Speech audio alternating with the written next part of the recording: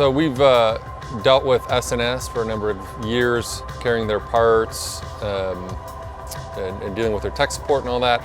And they approached us and asked if we were interested in them supplying us a motor and for us to build a bike around, basically for promotion.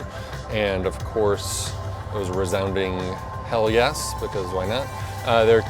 They said we could pick any motor we wanted. I went back and forth on some of the different offerings and decided to go with a generator. It's actually an alternator generator style panhead motor. It was exciting. I hadn't built a street bike in a few years. I've built and worked on a bunch of race bikes the last, is honestly my main focus the last several years at least. So it was fun to start thinking about, when there's like a blank slate, thinking about what the build's going to be. The plan was to build a extremely reliable, good handling, comfortable bike that would haul 2 people anywhere you wanted to go, including gear. So having all old bikes, my newest being a 75 cone shovel chopper, I look forward to building something with a vintage style to it, but that would perform like a modern bike and not let me down. The Pan American started with the 93-inch S&S alternator generator style motor. The next piece of the puzzle was finding a frame, and I ended up getting a titled 79 shovelhead frame and bought that, so here in Ohio I'd be able to just title it as a Harley Davidson and not have to go through all the inspections with State Patrol and this and that for when you have an assembled motorcycle. The transmission, we went with, there's no hesitation there, we went with a Baker transmission and ended up going with a 6-4 speed, which, having just ridden this thing cross country, makes a hell of a difference going into 6th gear, dropping the RPMs for just really just like easy cruising, takes a lot of the work out of some long days of high-speed riding. Other main components are the cannonball wheels from W&W. They are like the old American racing mag wheels.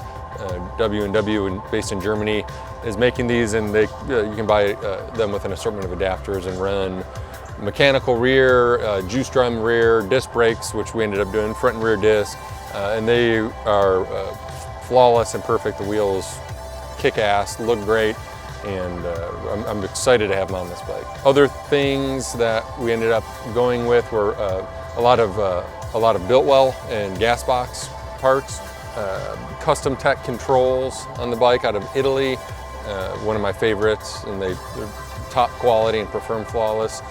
EMD cast headlight shell to kind of go along with the general aesthetic, which was black and cast and polished. We've got Biltwell Norman pegs for the passenger and the rider. Again, the rubber coated, it just makes for a more comfortable ride.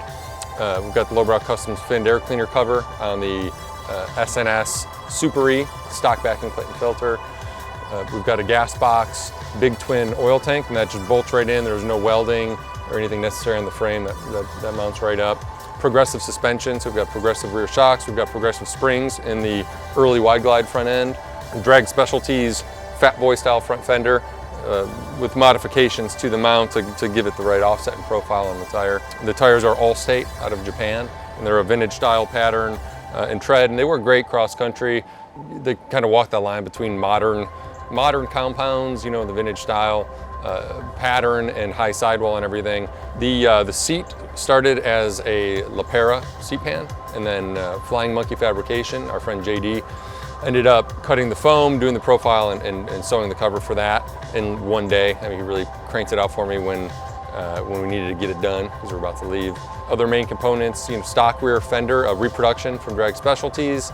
Saddlebags, we get a lot of questions about our vintage Buco saddlebags, and that was just a set that I picked up off eBay that were in good condition and appeared to be new old stock bouncing around the shelf for a long time. We've got, as far as the drivetrain as well, I wanted to make sure everything was best quality as possible. We've got a Rivera Primo inner primary, which is extremely heavy duty. I can't imagine anything ever happening to it. It's quite a large piece of cast and machined aluminum. And we ended up going with a chain drive in the primary and went with the BDL chain drive kit for that, which is a clutch and complete primary kit.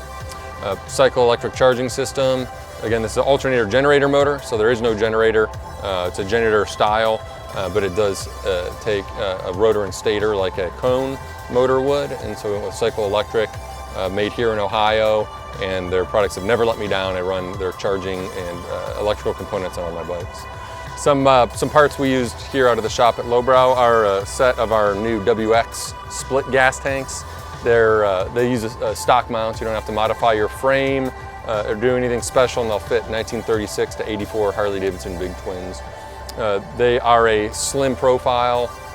They hold 2¼ gallons of gas, and from above and behind they just give a really narrow look, keeping this bike quite slim, which was handy for lane splitting all through leading up to and leaving Chicago, and also as soon as we hit the California border on the recent trip, we pretty much split lanes the whole way. And despite being, you know, a bagger, this bike is very slim. My shoulders are still like the widest point on it. So this bike also has our Lowbrow Customs knurled grips on it, a nice football shaped profile. It's just a real comfortable grip, Kraton rubber, injection molded. It was a rush getting the bike completely done. I work best with deadlines, and I feel like there's always a deadline, and I kind of push things off until I can't, and then I get it done. And was able to pull in help from my friends at the Gasbox, Todd here at Lowbrow, who's a great mechanic and technician, Ed Vanaman with Ace Powdercoating for all the ceramic coating on the exhaust, the black paint on the bike. His guys did a great job, as well as the powder coat. They turned powder coat around in a few days and the paint within a week, and let us get this assembled. I had to go out of town, and Jesse at the Gasbox wired the bike and did the cables and brake lines, and ended up that I rode the 2 days before we left on the trip. I rode it on and off all day, you know, each day, trying to get some braking miles, and I think we did about 300 miles on it. Adjusted a few little things with the front fork and some cable adjustment and foot peg shifter adjustment, things like that, and then, you know, hit the road on the trip with our fingers crossed. We really decided to put this bike through the test and not just take it out to Born Free to put in the S&S booth, but figured what better reason to build it and what better test to put it through than to ride it. So we had a small group of friends and 5 bikes in total, and we ended up leaving Ohio, taking a meandering 3,000-mile route to Orange, California, hitting some key points on the route like the National Motorcycle Museum in Anamosa, Iowa, up into South Dakota, all across Wyoming and into Yellowstone.